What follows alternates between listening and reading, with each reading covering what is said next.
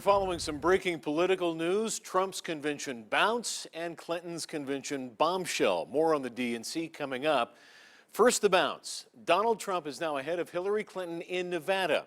That's according to a newly released KTNV-TV 13 Action News Rasmussen Reports poll.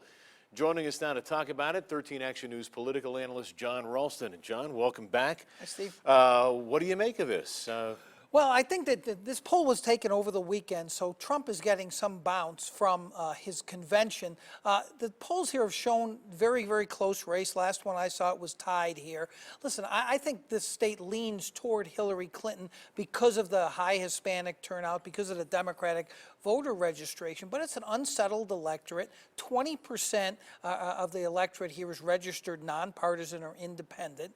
So could Trump have a 5-point lead? I think it's possible. At this point, yes. And the other element in that poll, Joe Heck, in the Catherine Cortez Masto, that Senate race. One of the most watched Senate races in the country, Joe Heck and Catherine Cortez Masto. He is up in this poll by a striking number, 9 points, which is much bigger than any other poll that we've seen. You see the numbers right there, 46 to 37. I'm sure the Democrats are wailing now, oh, Rasmussen, they slant towards the Republicans. But I looked at the demographics of this poll, Stephen. I have to tell you that there was a skewed Democratic sample, 38% Democrats, 30% Republicans. The great thing about doing the polling is, as we're doing here, is we can track these numbers. We now have a baseline. When we do the next one, we'll see which candidate is making progress. I still think that race is pretty close to a toss-up, as do most other analysts, but Heck might have benefited from the convention bounce too, even though he wasn't there. We got a lot of months to go. I was going to say that, but we'll always be sure to let our viewers know